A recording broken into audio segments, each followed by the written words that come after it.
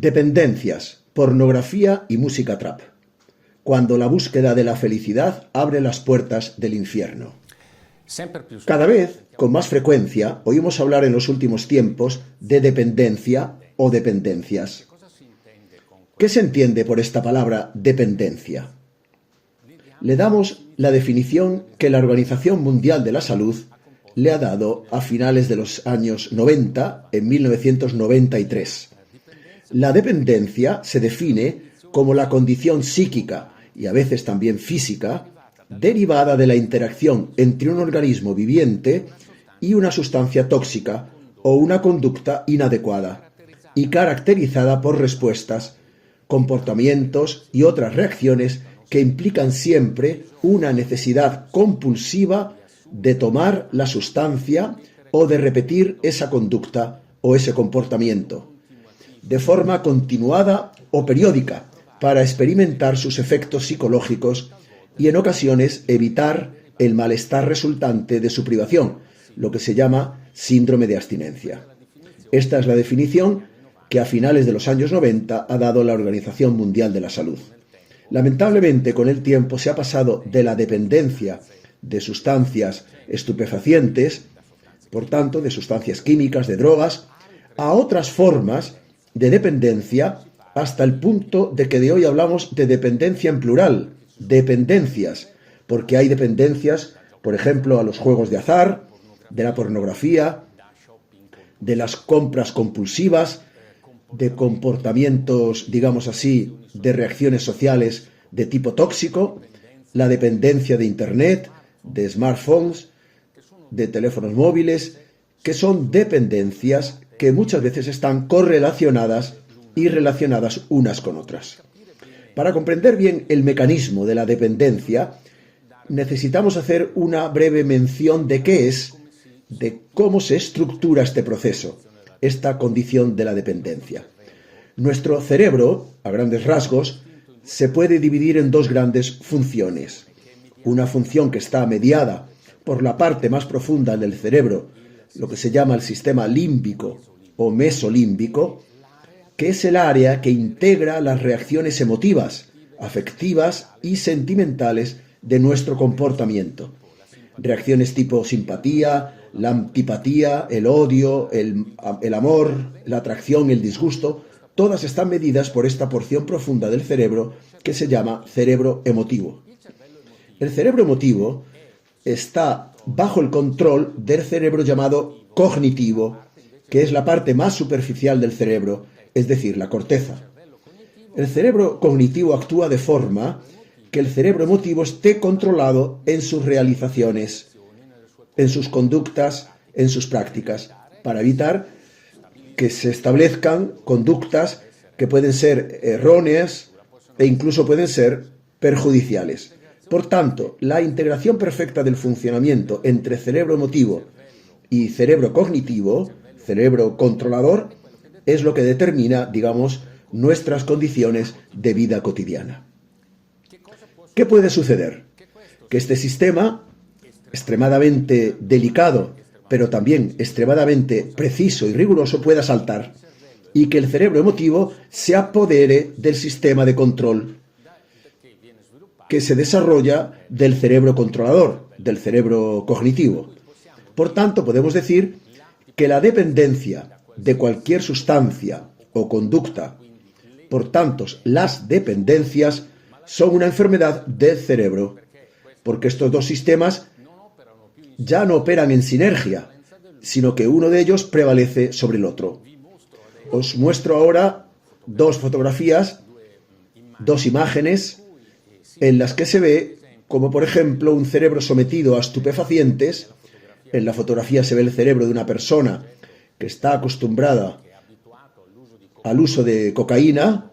¿Qué daño anatómico? La primera fotografía que veis. ¿Y qué daño funcional se produce en el cerebro? La segunda, coloreada, es una imagen llamada PET, tomografía por emisión de positrones. Y nos dice cómo el cerebro normal, que veis representado en la mitad izquierda de la diapositiva, funciona y qué provoca, sin embargo, qué alteración funcional provoca el uso de las drogas. Como veis, toda la parte superficial del cerebro, el famoso cerebro controlador, queda prácticamente eliminada y toma netamente el relevo la parte emotiva. Dos aspectos de las dependencias quisiera tratar con vosotros. El primer aspecto es la dependencia de la pornografía, que está muy ligado obviamente a la dependencia online, el sexo online y en Internet. Y el segundo es la dependencia a esta música que desgraciadamente hoy está tan de moda, llamada música trap. Empecemos con la pornografía. Y empezamos por dar algunos números para que se tenga la convicción del enorme problema que estamos afrontando. Podemos realmente realmar a la dependencia de la pornografía una verdadera masacre, y los números solo convalidan esta afirmación. Pensad, la edad media del primer acceso a imágenes pornográficas online en el mundo es de 11 años. El 90% de los niños entre 8 y 16 años han visitado varias veces sitios pornográficos. Y pensad que en los enlaces pornográficos disponibles hoy online en Internet son 1.200.740.000. Y se ha calculado que para conectarse a este enlace link es suficiente 54 milésimas de segundo. Es decir, basta un clic en milésimas de segundo para conectarse a esta terrible divulgación de imágenes pornográficas. El mercado de la pornografía a nivel mundial vale cerca de 200.000 millones de dólares al año. Y hablamos del mercado que en alguna medida es cuantificable, porque se añade todo la Deep Web o la Dark Web, que es imposible de cuantificar. Por eso hablamos de una verdadera masacre. Pensad que en el trienio 2020-2023 han sido 80 millones las fotografías y 30 millones los vídeos que han sido publicados de carácter pornográfico y de pornografía infantil, especialmente en plataformas de pago. Hablemos de nuestra nación, de nuestro país, Italia. Italia, pensad, ocupa el 4º lugar en el mundo en consumo de sexo online. Y en Italia, este consumo vale cerca de 4 o 5.000 millones de dólares o de euros al año. Milán y Roma están en el primer y en el segundo lugar, respectivamente, en la clasificación de las 10 ciudades industrializadas del mundo que utilizan sexo online. En Italia, los 3 primeros meses de 2020 han sido interceptadas por la policía postal, estatal, han sido interceptadas 20.000 vídeos solo en 2020 de carácter pornográfico infantil. Por eso también hay una potentísima alarma sobre la protección de los menores, porque la web hoy por hoy es el más poderoso medio de incitación sexual de los menores. ¿Qué sucede con quienes hacen uso de pornografía? Hablemos de las dependencias. En cuanto al tema específico de la pornografía, además hay 2 mecanismos que he hablado. Hay que añadir otros 2. Hay una hormona que se segrega por la hipófisis que se llama la oxitocina. Es la hormona del cuidado, es la hormona de la atracción sexual, que en condiciones fisiológicas es la que regula la relación de la fascinación, de la conquista, del acercamiento entre un hombre y una mujer. Y cuando la pornografía se arraiga en la vida de una persona, lo que sucede es que esa oxitocina que se produce normalmente para crear atracción sexual entre un hombre y una mujer, esta hormona se produce por el hecho de que el sujeto es golpeado por imágenes duras, incluso violentas, fuertes, por lo que se dice que en términos técnicos que la pantalla del ordenador se convierte en el amante virtual. Segundo aspecto, las llamadas ferormonas. Las ferormonas son hormonas producidas por nuestro cuerpo, especialmente por el cuerpo animal, y que regulan el atractivo sexual. La pornografía determina la producción, digamos, de una actividad hormonal, también interior, por lo que la ferormona virtual, online, es la que capta a la persona que pierde interés en la actividad afectiva, sentimental y sexual natural para vincularse, en cambio, a la actividad virtual y patológica. ¿Por qué? ¿Qué sucede a quien hace uso de pornografía? Sucede que hay desinterés en la propia vida cotidiana, se pierde el interés por la escuela, por el trabajo, por los afectos familiares, por el deporte, incluso por todas las relaciones sociales. La persona tiende a encerrarse en sí misma y la única relación que quiere tener, que busca de forma compulsiva, es la pornografía, y con las imágenes online determina caídas en síndromes psíquicos, psicológicos, como puede ser la ansiedad, la depresión, la pérdida de atención y de concentración. Aparecen trastornos alimentarios que van desde la bulimia hasta la anorexia.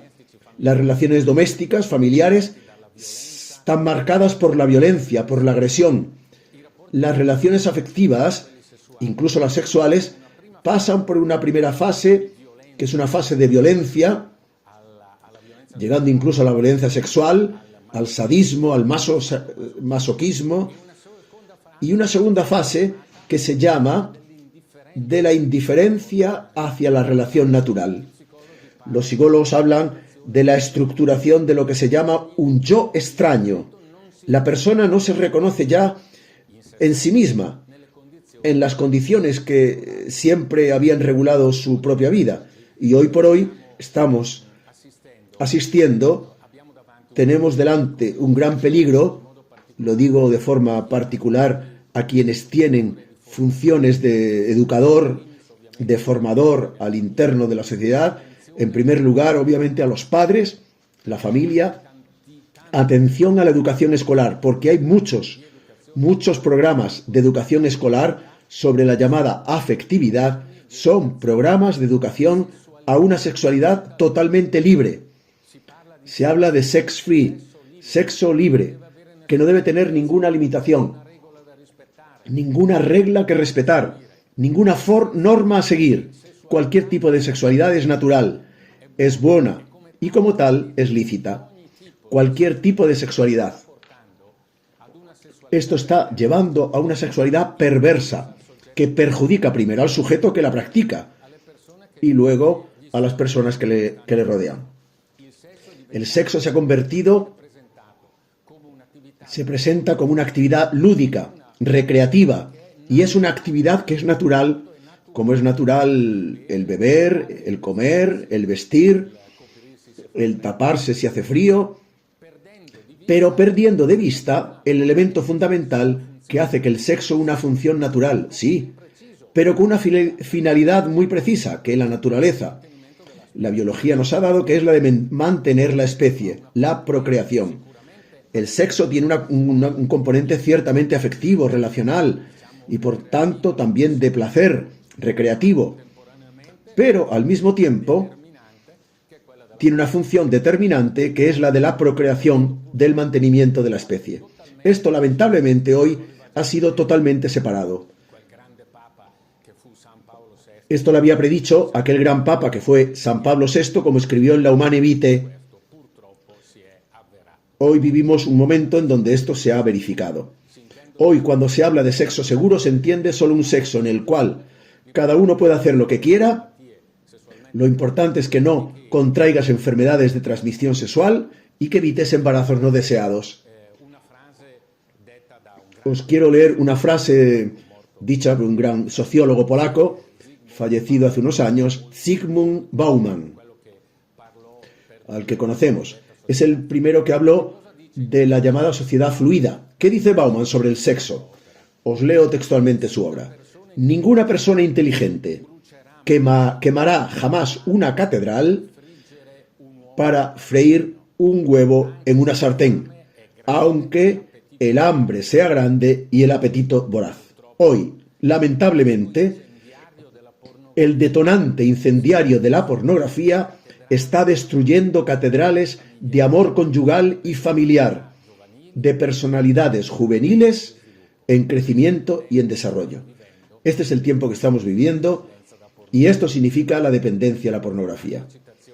Otra cita, permitidme, de un filósofo inglés que murió a finales del siglo XX. En 1981 dijo: el sexo es un río de fuego que debe ser canalizado mediante cientos de restricciones. De lo contrario, lleva al caos tanto del individuo como de la sociedad entera.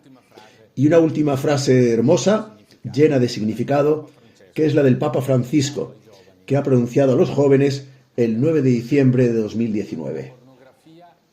La pornografía es un cáncer que empobrece y degrada la dignidad humana y destruye los ideales. Tiene efectos nocivos sobre la psique y en las relaciones entre hombre y mujer y entre ellos y los niños. En la base de toda forma de esclavitud siempre hay una corrupción moral. Unas palabras también sobre otro aspecto, que es el de la dependencia, una forma determinada de música, que lamentablemente está muy de moda y que se llama la música trap. En inglés, trap significa trampa, es decir, trampa. Si caes dentro de una trampa, luego es difícil salir. La música trap nace en los Estados Unidos, particularmente en Atlanta, a finales de los años 90, en el mundo de las drogas, del tráfico y del consumo de drogas. Y trap, en la jerga estadounidense, significa el lugar donde se trafica con las drogas. Otro léxico utilizado es el de trapping, para indicar el tráfico, y de trap house, que son normalmente lugares ruinosos, decadentes, abandonados donde se encuentra y se consume la droga. La música trap nace como una derivación de la música hip hop y el rap, aunque hay una diferencia en esta música, que se vuelve particularmente agresiva. Se caracteriza por un tono duro, violento, agresivo, obsesivo, demencial, y acompañado de vídeos con bailes transgresivos en los que hay mucha violencia, sobre todo en la relación entre hombre y mujer. Los temas que se tratan son el dinero, sobre todo el dinero fácil que se puede conseguir haciendo de traficante, a través del narcotráfico. Se habla de placer, de moda. La mujer es vista, como decía, como un objeto de placer, utilizable en cualquier manera. La actividad sexual no debe tener ninguna regla ni ningún límite. Verdaderamente, la música trap produce una atmósfera que podemos llamar una atmósfera de delirio, obsesionante, incluso llena de alucinaciones. Tengamos presente que, en parte, los productores de esta música la hacen bajo la influencia de alucinógenos, en particular de LSD. Mirad, el proceso de nuestro oír, esto es muy importante, porque la biología y la ciencia nos ayudan. Nuestro proceso auditivo está formado por órganos periféricos y centrales. Los periféricos son el oído externo, el oído medio y el oído interno y el nervio auditivo. Los órganos centrales están representados por el cerebro y también el sistema límbico, mesolímbico y el lóbulo temporal. Por encima de todo esto siempre está la actividad cortical, que es la actividad de control cognitivo. Cuando nuestro cerebro está continuamente bombardeado por una música con ritmos, con tonos tan violentos y agresivos, lo que sucede es que la porción emotiva del cerebro toma el relevo y se establecen condiciones que se llaman intelectualización del sonido. Es decir, escuchando el sonido se producen imágenes, representaciones mentales que corresponden al mensaje recibido. Y el mensaje se interioriza hasta tal punto que el sujeto vive en el momento y luego, en su vida cotidiana, el mensaje que ha recibido a través de esa música obsesionante. Los más vulnerables son, obviamente, los jóvenes, los adolescentes.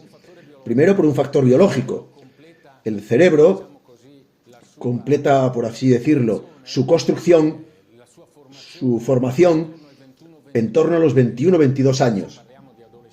Por eso, si hablamos de adolescentes, 14, 15 y 16 años, el cerebro de un chico de 15 o 16 años es una cantera en continua actividad, continuamente abierta y, por tanto, especialmente vulnerable.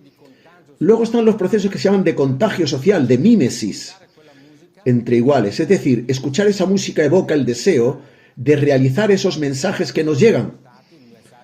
Mensajes de droga, de violencia, de un subidón, de acciones ilegales, de robo, incluso de homicidio, hasta llegar al suicidio. Por esto, desgraciadamente, son los datos. Se instaura una vez más una dependencia que obviamente pone en peligro no solo la salud, sino muchas veces hasta la vida. Esto es la música trap. Y también para la música trap, como con cualquier sustancia o conducta que produce dependencia, lo que vale es el aforismo que dice: más vale prevenir que curar. Quiero concluir con un mensaje. Cuando nos enfrentamos a condiciones que son objetivamente malas, el mal no se puede gestionar. El mal debe ser prevenido, desvelado y erradicado. Entonces esto significa erradicado, que tenemos que llegar a la raíz del problema. ¿Y cuál es la raíz del problema? La raíz del problema es que el hombre se ha alejado de Dios, ha cancelado a Dios de su vida y de su historia, y ha hecho de su propia razón y de sus propios placeres, de su propio vientre, nos dirá San Pablo, su Dios. Quiero leeros brevemente un pasaje de San Pablo a la carta a los Romanos, donde aclara muy bien. Pensad, ha escrito hace 2000 años y parece que lo ha escrito anteayer. Mientras se declaraban sabios, se hicieron necios y cambiaron la gloria del Dios incorruptible por una imagen, figura de hombre corruptible. Por eso Dios los ha abandonado a la impureza, según los deseos de su corazón, hasta el punto que deshonraron entre sí sus cuerpos, porque cambiaron la verdad de Dios por la mentira, y han adorado y servido a las criaturas en lugar del Creador, que sea bendito por los siglos. Por eso Dios los ha abandonado a pasiones infames.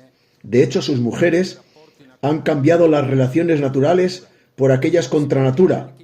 De igual manera, también los hombres, abandonando la relación natural con la mujer, se han inflamado de deseo los unos por los otros, cometiendo actos ignominiosos, hombre con hombre, recibiendo así en sí mismos la retribución debida a su aberración. Y como no quisieron conocer a Dios adecuadamente, Dios los ha abandonado a su inteligencia depravada, y por eso han cometido actos indignos. Pensad, si esta no es una fotografía muy clara de los tiempos que estamos viviendo. ¿Y cuál es el resultado? Este hombre se vuelve cada vez más infeliz, abandonando su meta, que es la felicidad, que es el conocimiento de Dios, se vuelve cada vez más infeliz. Y esto es una dramática constatación: aumento de asesinatos, aumento de suicidios, violencia de tipo sexual y de todo tipo.